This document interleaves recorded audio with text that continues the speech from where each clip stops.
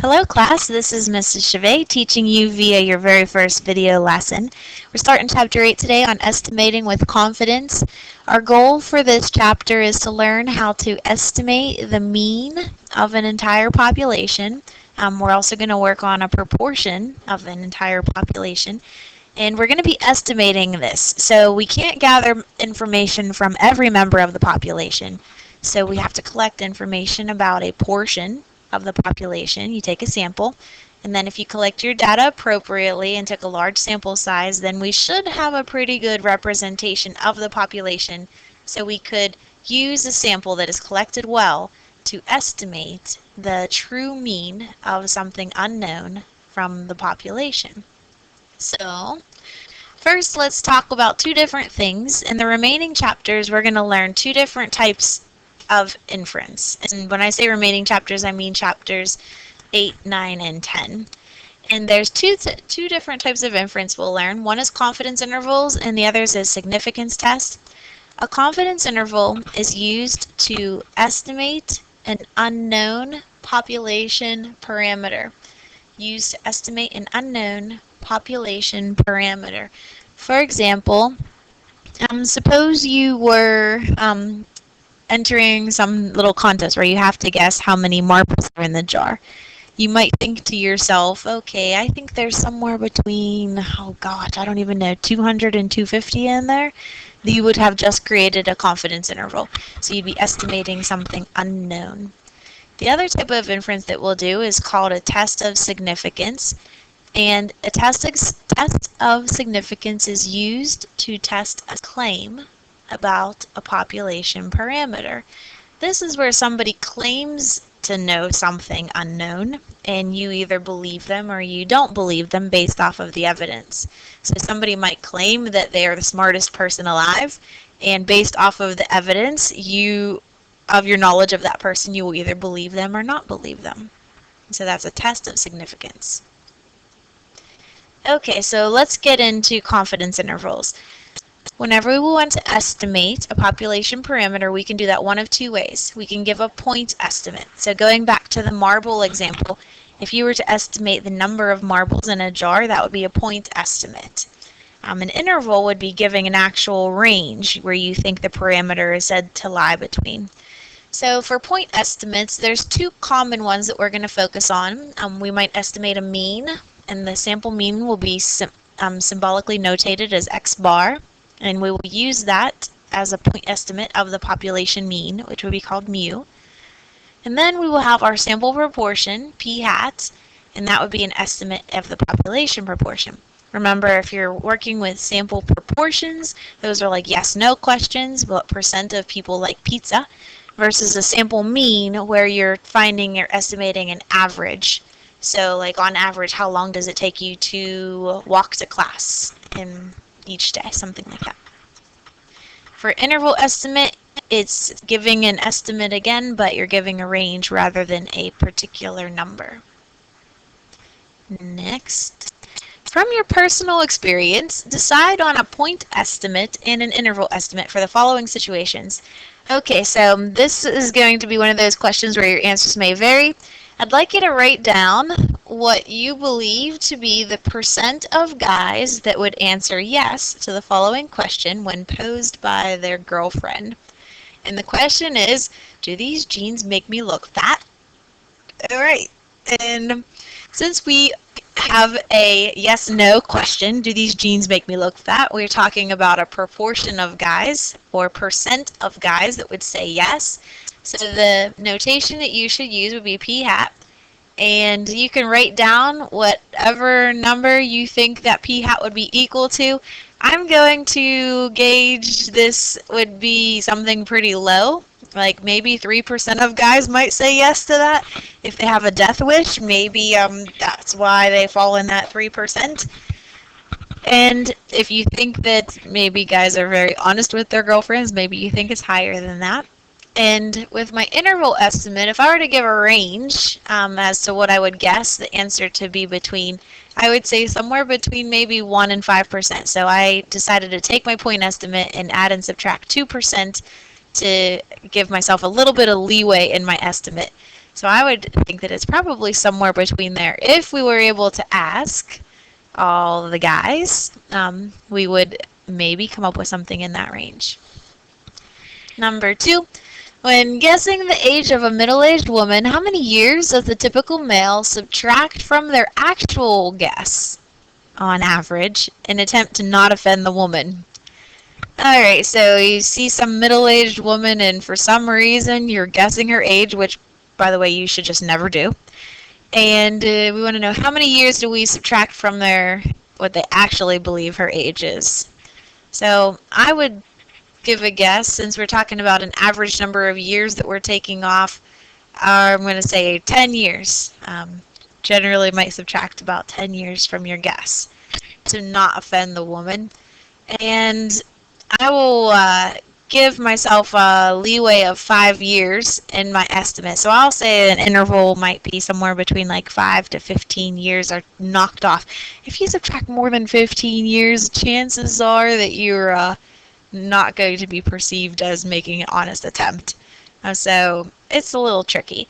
Now this is a little website down below that is totally just for fun. If you get bored and you want to play around a little bit, there's a website that's actually called guessmyage.net, and people submit photos to this website and you get to guess how old they are.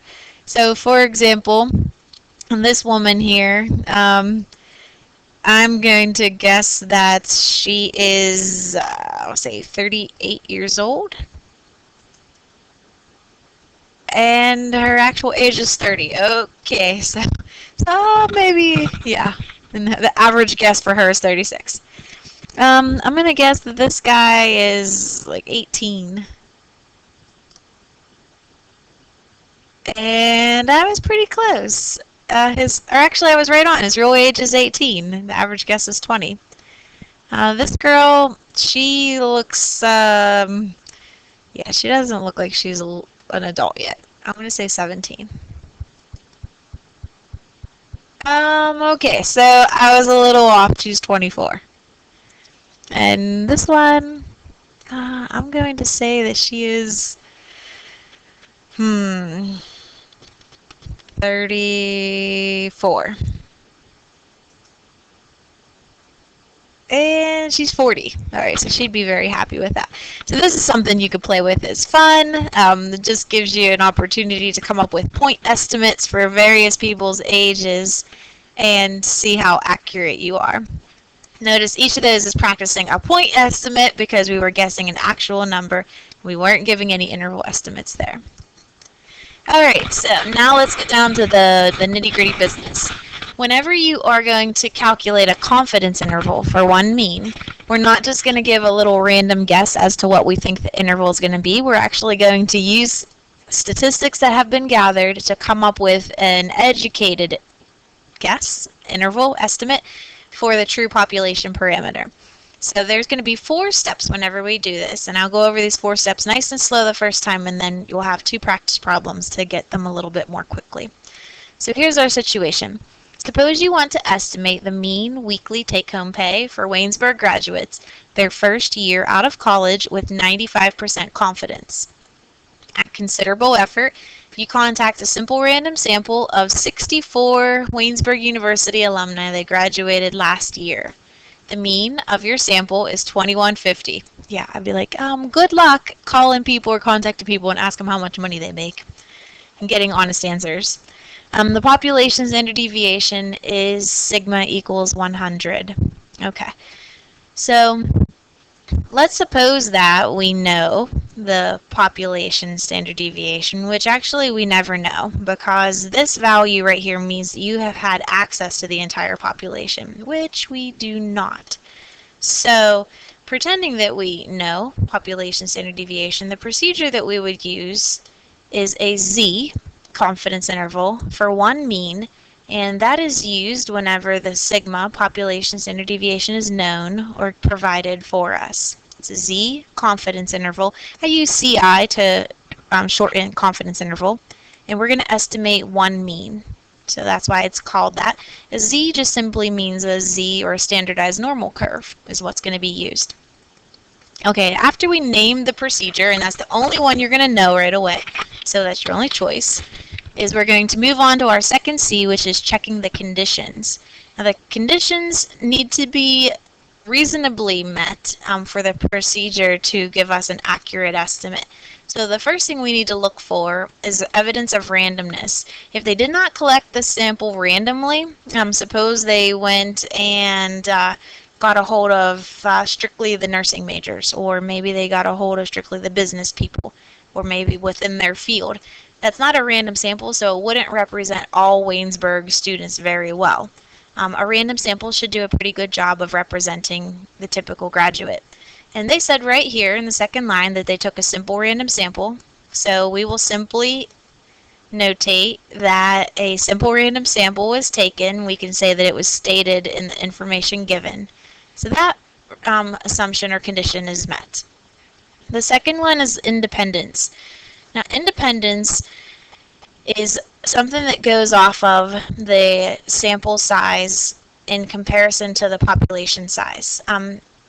Independent and dependent events are something we're going to learn more about whenever we focus on probability, but independent events kind of work like this. Suppose that you had a deck of cards, and in that deck of cards you draw out an ace, and if you put that ace back in the deck and shuffle it up, the chances of drawing an ace again is exactly the same. So they would say that those two events, drawing an ace and then drawing an ace again, are independent of one another, the exact same probability. Dependent events would be if you take a deck of cards, draw an ace, and you do not put it back. Then the chances of drawing an ace again decreases, because now you have dependent events. And having that knowledge that you have one removed, the probability is lower. It's dependent upon the first draw. And so independence basically is going to say, if you take a sample of, here we have 64 people, we are obviously, as we select these people from the graduates, we're not putting them back because we don't want to reselect anybody. So once a person has been selected, we're not putting them back. So technically, we do not have independent events.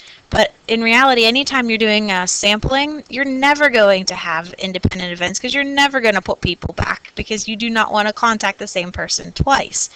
And so since we never technically have independence, what we do is we do a little check, and we do this check that says the population, which in our case, the population is all Waynesburg alumni, has to be at least greater than or equal to 10 times the size of the sample.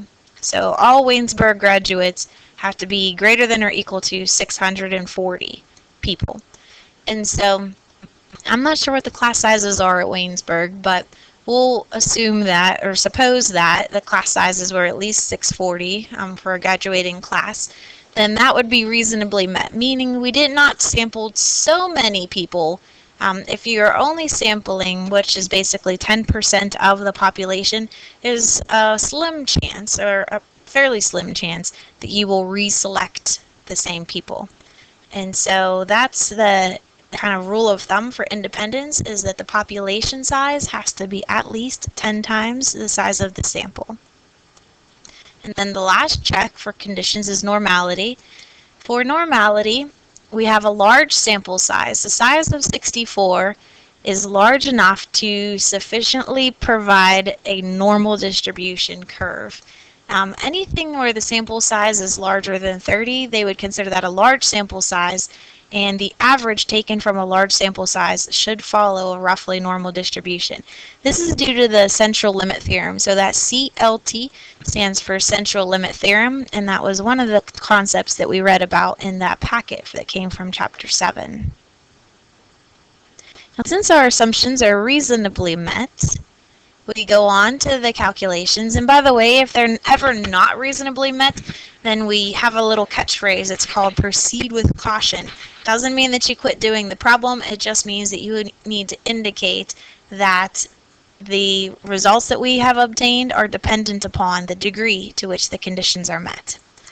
So since our conditions are reasonably met, we don't really have to give that precautionary statement, which is called proceed with caution. We can just continue. And whenever we are going to create a confidence interval, we're going to take our point estimate, and then we're going to give ourselves a little bit of margin of error or room for error. So the point estimate is going to be whatever we obtain from our sample plus or minus, and then we're going to have a critical value and then the standard error of the statistic. Standard error is similar to standard deviation. So in a normal distribution, 95% of observations fall within 2 standard deviations of the mean. So therefore, our critical value for our 95% confidence interval is going to be 2. This value Z star in our formula is going to be 2, and this is the part that matches up with the critical value. If we want 95% confidence in our estimate, we will use 2 standard deviations. This part right here in the parentheses, sigma over square root of n, is the formula that calculates the standard error of the statistic. It's like standard deviation, only it accounts for the size of the sample, so they call it standard error. And then this x bar out front is our point estimate, and so this plus or minus is our give or take, plus or minus this part back here. The entire thing is called the margin of error. So we have margin of error, this specifically is critical value, this specifically is called standard error. Alright, so let's plug the numbers in from our problem. If we look back here, it says that our sample mean was 2150, we have 64 graduates, that's our sample size, and the standard deviation is 100. So we shall plug those numbers into the formula. 2150 plus or minus 2. The standard deviation is 100 over the square root of the sample size, 64. And I gave you a nice simple number just in case you didn't have your calculator handy right away, although you're going to want it. The square root of 64 is 8. You can do 100 divided by 8 and simplify times 2 gives you 25 as your margin of error.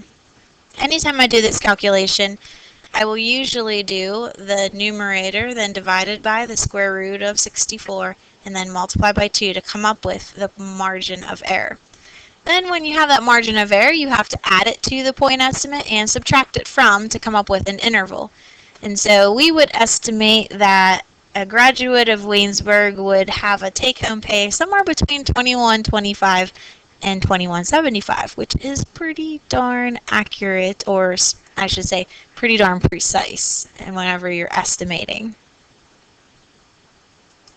Then our last C is called the conclusion. Is where we write our interpretation, or we write our sentence interpreting the interval.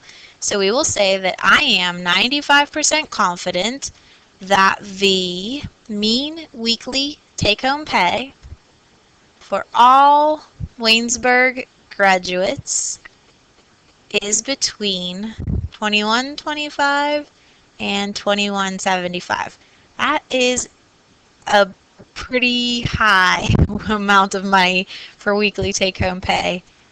Maybe I should revise my numbers for a later class. But regardless, that'd be pretty awesome, and that's the estimate that we would come up with using the information given.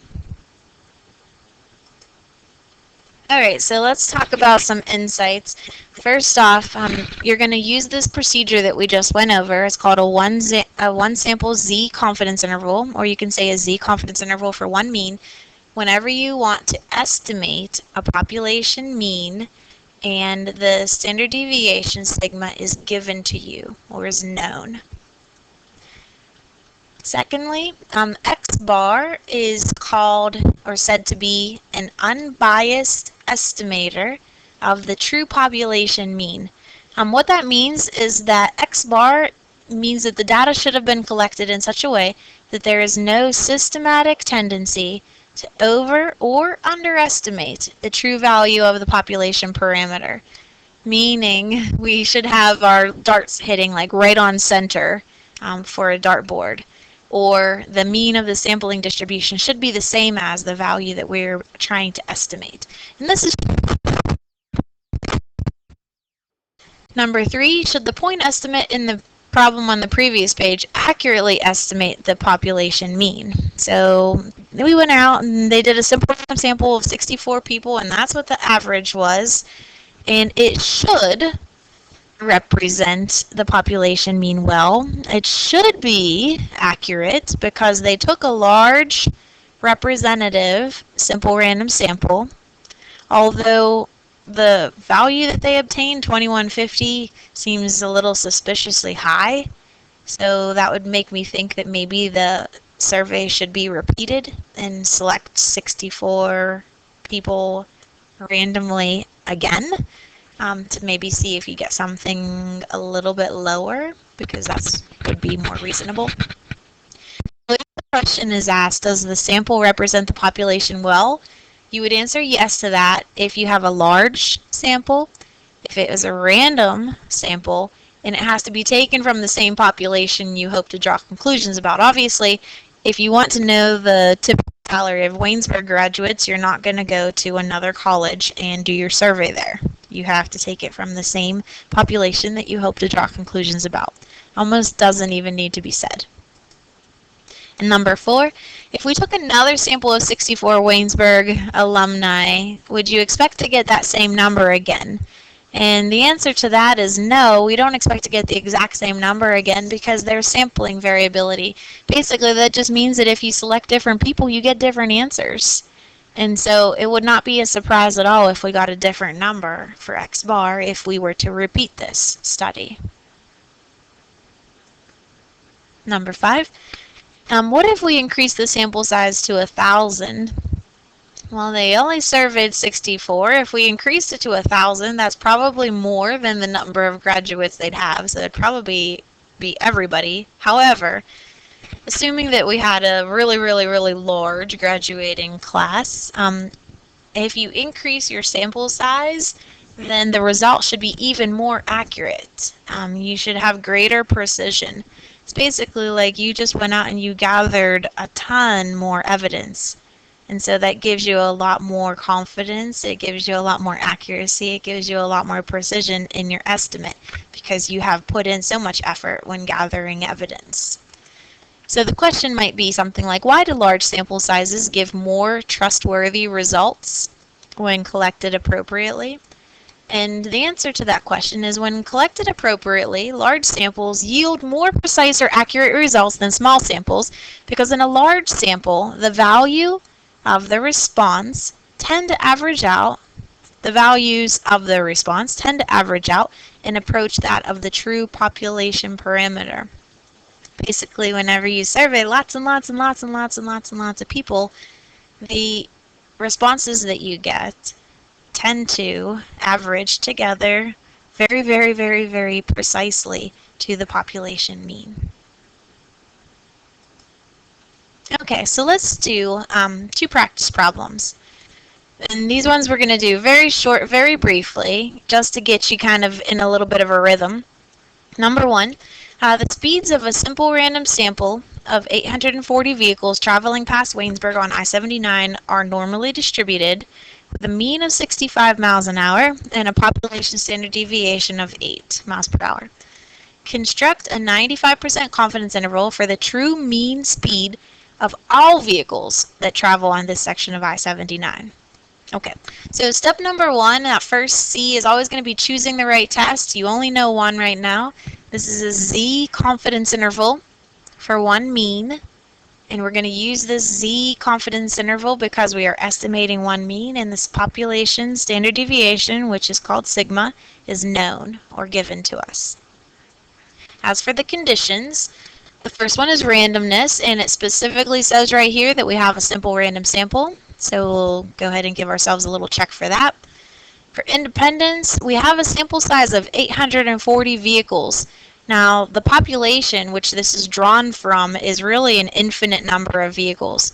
So for our check, whenever we check to see if the population is at least 10 times the sample size, we would indicate that our population is all vehicles traveling past Waynesburg on I-79, and that has to be in excess of 8,400. So that's definitely met because really an infinite number of vehicles that keeps on going and going and going and going. Forever and ever and ever. Next, for normality, it specifically says right here that the distribution is normal. So if it says that the distribution is normal, you can say that normality is stated. We also have a very large sample size, so you could come back and you can say, oh, well, central limit theorem with a large sample size, that gives us assurance that the distribution will follow a normal curve.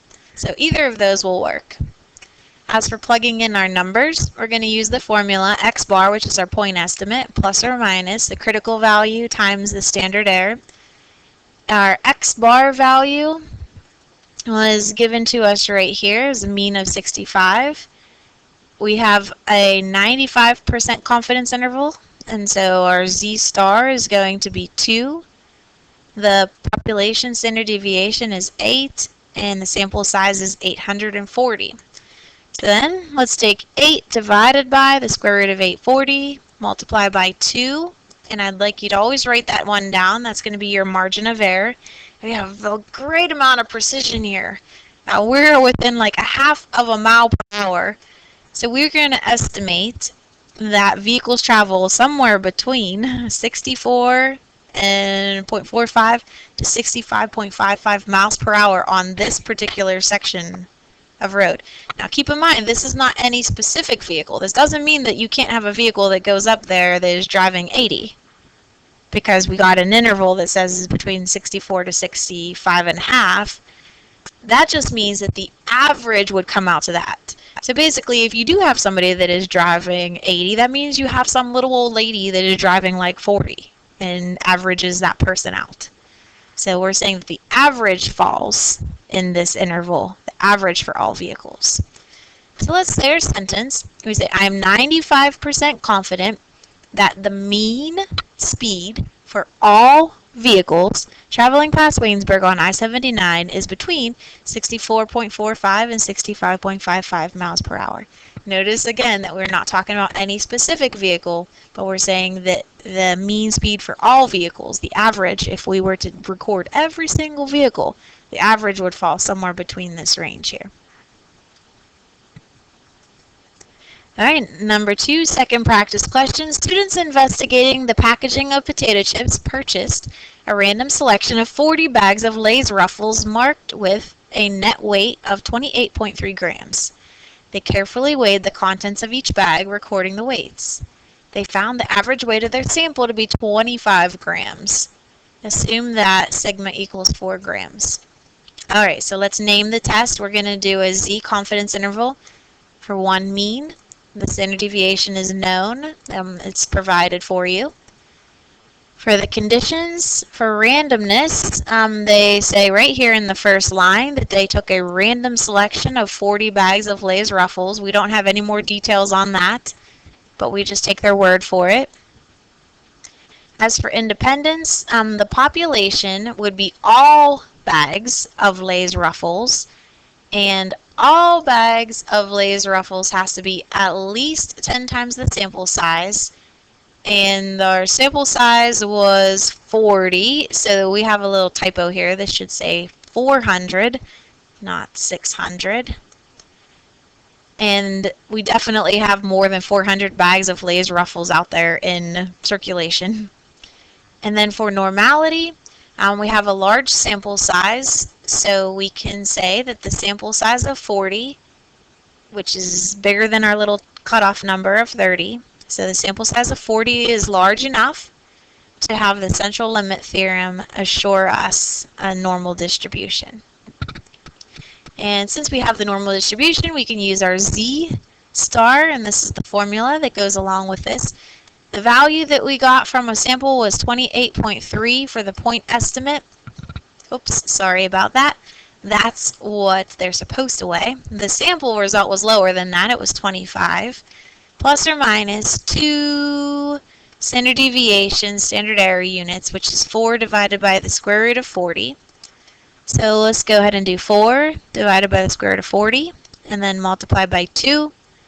So we get an interval of 25 plus or minus the margin of error of 1.26, meaning that if we were to select and weigh all bags, every single bag of Lay's Ruffles that we could possibly find, we believe that the average weight for the contents in the bag would be somewhere between 23.74 and 26.26. that means that it is seeming very likely that Lay's as a company is shorting their customers. And this is where you get into things like class action lawsuits where people can be, companies can be kind of brought out into the light whenever they're maybe not quite filling their bags enough or not providing the right amount of um, potato chips in this case. We want our chips. And so we could say, I am 95% confident that the mean weight for all bags of Lay's Ruffles is somewhere between 23.74 and 26.26 grams. And it's not even overlapping the ballpark of the 28.3 that they claim. So it definitely appears that they're underfilling their bags.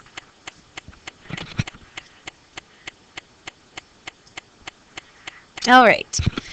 Now on this page, we're going to specifically go over the values for Zstar. Zstar is a very important part of the formula. It's the critical value. And every interval that I went over with you so far was a 95% confidence interval. However, whenever you create an interval, you're not always going to want to be 95% confident. Maybe you want to be like really, really confident. So maybe you want to be like 99% confident that you have pinned down the true population value. So there are other values of confidence that you might want to use other than 95%. And so we're going to focus on finding different values of Z-star. And then there's a nice little summary of the conditions for you, all nice and neatly wrapped up in a little box. Now back in Chapter 2, we went over the 68, 95, 99.7 rule, and I'm here today to tell you that that rule is just an approximation. We talked about it a little bit back in Chapter 2, how you would get a little bit of a different answer if you use the rule versus if you use the calculator. And so today we're going to go over exactly what the critical values are. We've been under the impression that 68 was 1 standard deviation, and that 95 was 2, and that 99.7 was 3 standard deviations from the mean, and it is not exactly 1, 2, and 3, so we need to find out what they actually are. So in this normal curve, since we believe this is approximately 1 standard deviation, go ahead and shade your normal curve. I have one that is coming in right now here. From -1 to +1, shade that 68% region in the center of the curve. And then from there, we will identify the tail area. And I've done this with you lots of times in class. If we have 68% of people that fall within 1 standard deviation of the mean, that means that there are 32% of people that are left out in these tails. And that 32 is split. Half of that 32 is down here, and half of the 32% is up here. If you take 32 and you cut it in half, you get 16. Essentially what I did is I just did 1 minus 0.68, and then I found out what was left over, and then I split it in half to get 0.16.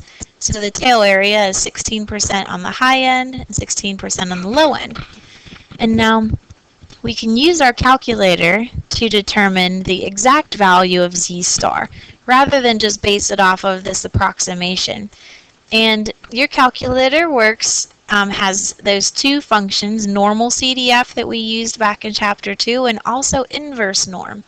And so I'd like you to press second distribution, and I want you to select inverse norm because we have the percentile. We have, this is the 16th percentile, and we're going to figure out what is this cutoff exactly. Is it -1 or is it something else?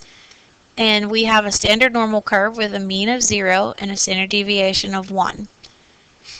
And so go ahead and type in to inverse norm 0.16. Now if you would like to type in comma 0, comma 1 for the mean and the standard deviation, you can go right ahead, press enter. You'll see that you'll get the same thing, only it's going to come out as a -0.99. Don't be surprised by the positive that I have there. you'll get a negative 0.99. If you don't want to type 0 and 1, comma 0, comma 1 at the end of this for the mean and standard deviation, if you just close it off at 0.16, your calculator is going to take the mean and the standard deviation as default to be 0 and 1. And so if you simply type in the percentile, it's going to use a standard normal curve, and it's going to tell you a value of negative 0.99. So this over here is not negative 1 as a cutoff, but it's negative 0.99. Pretty darn close. This on the right-hand side is not positive 1, but it's a positive 0.99. And we're always going to use Z star as the positive cutoff on the curve. And so I'd like you to indicate Z star for 68% is 0.99, not 1 like we had anticipated, but it's just a shade less than 1. It's 0.99. Next, let's calculate the Z star for 90%. Alright, so let's go ahead and draw a picture. 90% is going to obviously capture a little bit more than 68%. And so you want to shade a little bit more of the curve. It's going to fall somewhere between a cutoff of 1 and 2 to capture 90%. Don't go all the way up to 2 though, because remember 2 is 95, or 2 is roughly 95. And so this is approximately 90% of the curve.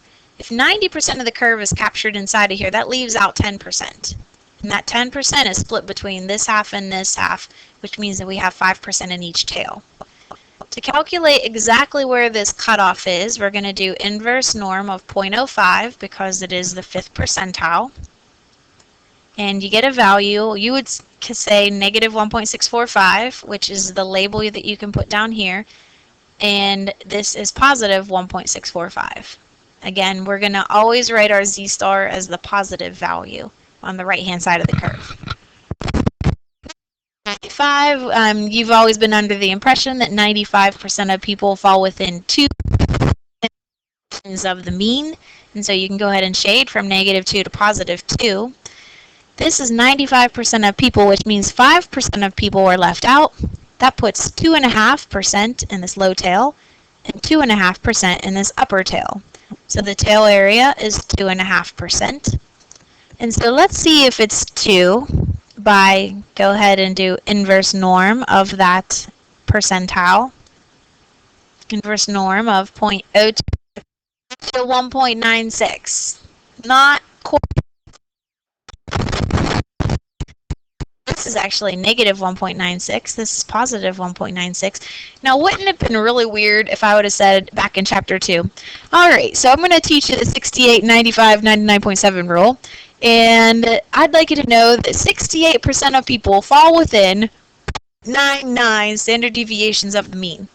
And 95% of people fall within 1.96 standard deviations of the mean. That would be kind of a little much. So back in chapter 2, we say 68 is within 1 standard deviation of the mean, and we draw and shade from 1 to negative 1. Then we say 95 is 2 standard deviations, but it's not exactly that. That rule was just an approximation. Next, 99. We'd like to be 99% confident. Let's go ahead and shade 99% of that normal curve is going to leave you off somewhere really close to 3 standard deviations, but not quite, because remember, 3 is out there for 99.7, so it's pretty close to that. And if you have 99% captured in here, that leaves out 1%. Let's take that 1% and split it in half. That gives you 0.005, or 0.5% is going to be high on the high end and the low end. And let's calculate the Z star value. The cutoff is 2.576. So here they are at negative 2.576 and positive 2.576. And so 99% of people fall within 2.576 standard deviations of the mean. Next, our 99.7, that's going to capture almost the entire normal curve all the way out to 3 standard deviations, within 3 standard deviations of the mean. That captures everybody except for 0.3% of the population, which leaves out, if we take that 0.3 and split it in half, you get 0.0015, or 0.15%. This is going to be above and below. And so let's figure out exactly where the cutoff is. Rather than 3 standard deviations, if you do inverse norm, 0.0015, you get plus or minus 2.968 standard deviations. So it's not quite 3, but it's close. Now, you can use this pattern to calculate the Z-star for any confidence level. The confidence level is just whatever is in the center of the curve. And then to figure out the tail area, you take 1 minus that confidence level and split that in half. So you see what's left over by subtracting it away from 1. And then whatever is left over, you divide that in half for the upper lower end. And then you just simply take that number and you put it right here into inverse norm and make sure you take the positive of the answer, and you get your Z-star. Now, your page at the bottom says something a little bit different than this. I did edit this. In the back of your note packet, you have a table called Table B, and I'd like you to flip back there because I'd like to show you something and about the Z-star values, which are also your critical values. So if you would flip back to the back of your note packet, this is almost the last page in your packet. You'll see this table here.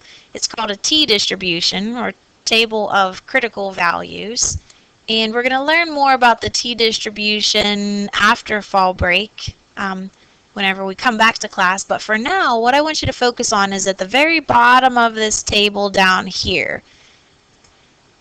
If you take a look down there, now don't draw this box around yours because you might want this information later, but you see this infinity sign right here.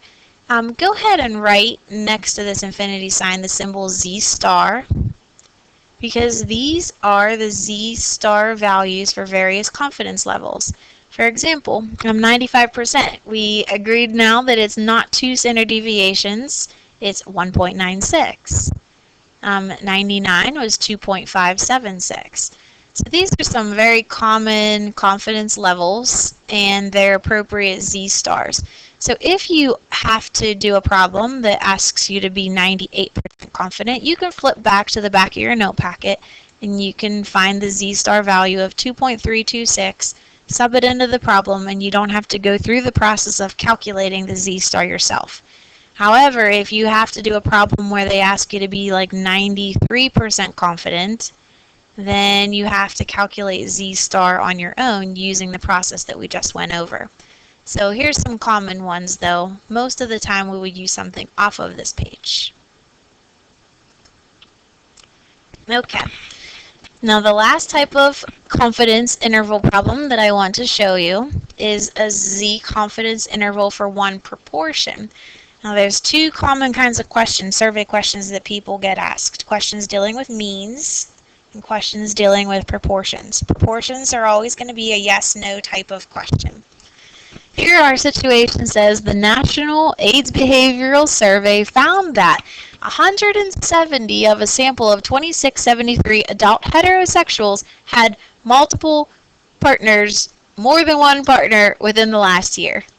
That is p hat, the percentage, is 0.0636. By the way, you get this number 0.0636 by taking 170 divided by 2673. Check it out in your calculator. Divide 170 by 2673 and you should get about 6%. So 170 people said yes, they had multiple partners in the last year. Out of their total, it comes out to about 6%. We will act as if the sample were a simple random sample. Calculate a 99% confidence interval for the proportion P of all adult heterosexuals with multiple partners. Believe it or not, this was a problem that came out of a textbook I used whenever I taught high school. And so since my high school kids, I like to presume their innocence, innocent until proven guilty. And so I would tell them that I don't know what the National AIDS Behavioral Survey has to do with dance partners, because I pretend, oh, it's like Dancing with the Stars. They have multiple partners within the last year. That's pretty common. I don't know why the National AIDS Behavioral Survey would really care about that. Or then I am a tennis player, so I could, pretend like we're talking about tennis partners. So they'd be like, oh, does she not know? And it was really cute. And so I'd pretend like I didn't know. First thing let's do is let's choose the right procedure. Now you have a second option now. So we're dealing with proportions now rather than means. So we're going to call this a ZCI, a Z confidence interval for one proportion. Check the conditions. All right, first we have randomness. So let's look back here. Does it say? It says we're going to act as if it was a simple random sample. Okay, so even if they say that, we go with it. We roll with it. Okay, for independent observations, the check is a little different. Oh, actually, I'm sorry. The check for this is the same. The check for the next one's different. We're going to check to make sure that the population exceeds or is equal to 10 times the sample size. So here we have all adult heterosexuals is greater than or equal to, and then 2673 times 10, so 26,730, and that's a yes. And then for normality, this is the check that's going to be a little bit different for proportions. Whenever we check normality for proportions, there's two numbers that I'm going to need you to check. The first is the number of, I'm going to call these the number of successes. This is n times p hat, and for us, n times p hat, our percentage, needs to be greater than or equal to 10, and that comes out to 170, which really shouldn't be a surprise. This is the number of people who respond yes to the question. 170 people, or 6% of the total, responded yes. The other number that we need to check, that it needs to be at least 10, is the number of people that responded no.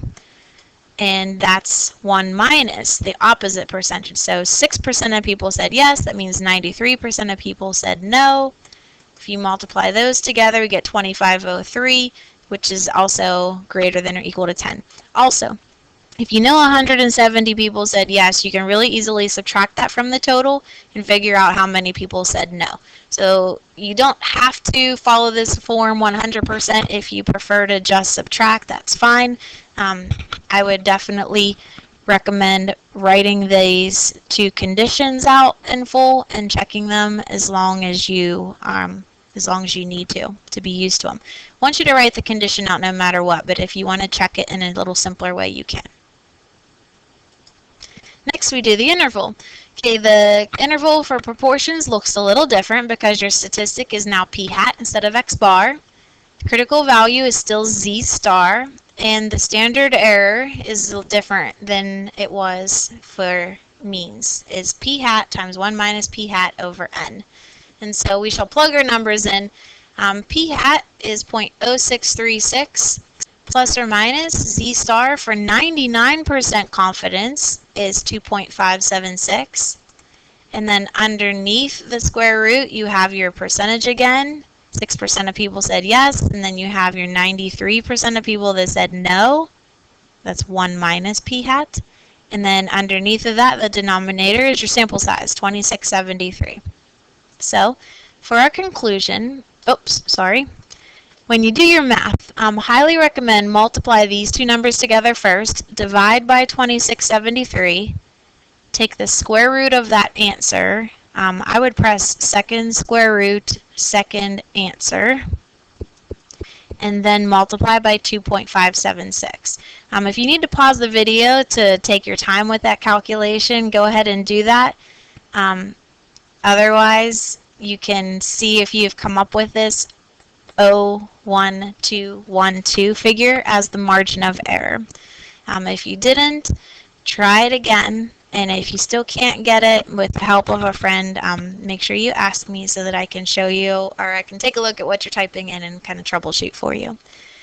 Once you get your margin of error, you want to add and subtract that to the 6% to come up with an interval. So we will say that I am 99% confident that the proportion of all adult heterosexuals that had more than one tennis partner in the last year is between 5 and about 7.5%.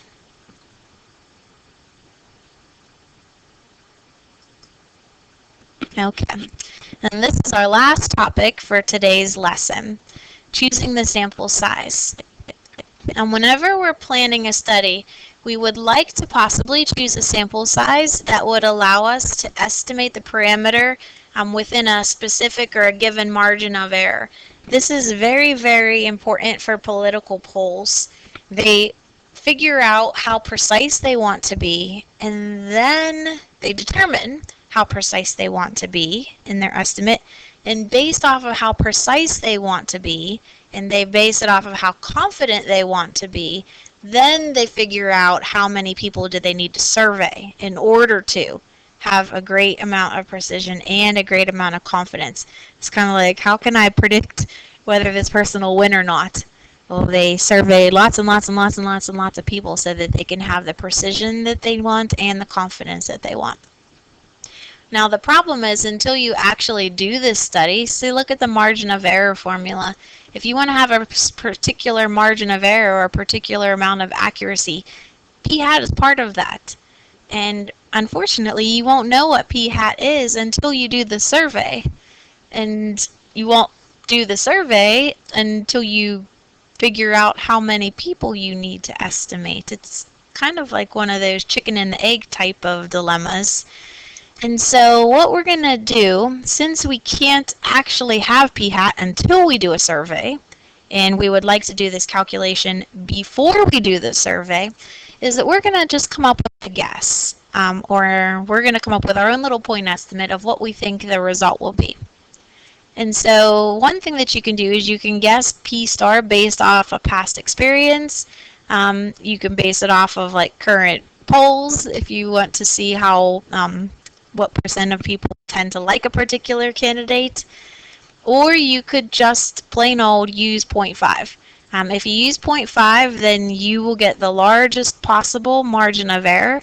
So that means that you will be that will be the worst error that you could possibly have. And so then if you were to get anything other than 0.5, that means you will actually have more precision than anticipated. And so 0.5 is like the most conservative thing you can do. And otherwise you can guess based off of knowledge, whatever knowledge you have. So let's give this a little practice here. Suppose that we have Eric Chavez and Erica Chavez are candidates for mayor in a large city. You're planning a sample survey to determine what percent of voters plan to vote for my opponent, Chavez. It says you will contact a simple random sample of registered voters in the city. You want to estimate the proportion with 95% confidence, and you want the margin of error to not be any more than 3%. How large of a sample do you need? Okay, so let's plug in everything we know. The margin of error, they tell us specifically here that they want a precision or a margin of error of 3%. The Z-star, well, we want to be 95% confident, so that's going to be 1.96. And then our P-stars, well, I don't know what percent of people plan to vote for Chavez. They don't give me any indication here as to what his favorability is. And so we're just going to use 0.5 for both of these places where they have P-star. So our initial little substitution will look like this. Margin of error is 0.03, 3%. The Z-star is 1.96. That's the 95% confident. And then our guess for the percent of people that will vote for my opponent, we don't know.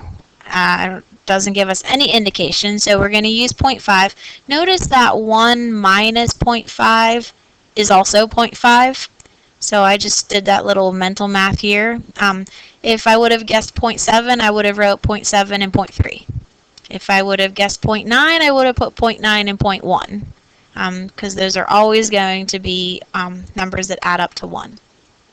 And then the denominator, the sample size, or how many people they should survey, is what we're trying to figure out. So we'll leave that as a variable. Now, some of you may be great at solving this equation. If you want to pause the video and just go for it, go ahead and do that, and then you can fire it back up again and see if you're right. If you want to follow with me step by step, just let it continue to roll. So, since we have this number 1.96 on the outside of the square root, let's go ahead and divide by 1.96 first. And rather than actually do the division, I'm just going to write 0.03 divided by 1.96. I'm just going to kind of keep it like that for right now. And so now we've divided by that. It's over here. There's the equal sign. I also went ahead and multiplied 0.5 times 0.5 to get 0.25 right here in the numerator. And now our goal was to kind of rescue this n from underneath the square root. And so if you remember back to your algebra days, the way that you get rid of a square root is that you square both sides. If you square the right-hand side, that will get rid of the square root. But whatever you do over here, if you square the right-hand side, you're also going to have to square the left-hand side. And so the very next step, we're just going to have the left-hand side, which is squared, and the right-hand side, we've also squared, which gets rid of the square root. Now the next part might seem a little bit tricky, but this says divided by n. Well, we don't want to divide by n. We need to get this out of the denominator. And so what we're going to do next is kind of a form of cross multiplying. And I'm going to multiply by n, which puts my n up here. And I'm going to then take this quantity and divide by it, bringing it over to the right-hand side. So I'm going to multiply by n, bringing it over here.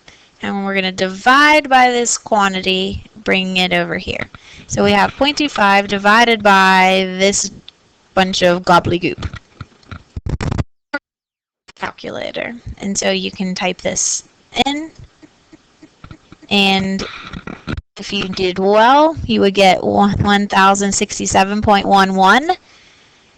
And if you need to type that in more carefully, you can pause the video. I would start with 0.03 divided by 1.96, square it, and then type 0.25 divided by second answer. And that should come out of that. Now we're talking about how many people we should survey. Well, you're not going to survey 1067.11 people. And since you want to have at least that much accuracy, you always go up to the next number, even if this little decimal portion rounds down. You will never go wrong by surveying more people. And so if you survey 1,068 people, you will have a margin of error. You will be precise within 3%. And you will have that precision with 95% confidence. So that will really help you to determine who's going to win this election. Okay, and that is it for today. So we have just tackled a 75-minute lesson in about 60 minutes. So I hope you did okay. I will see you guys on Tuesday. And if you have any questions, as always, feel free to send me a text or ask me in class. Also, please do not forget to reply that you have watched this video. Thank you so much. I'll see you on Tuesday. Okay, bye-bye.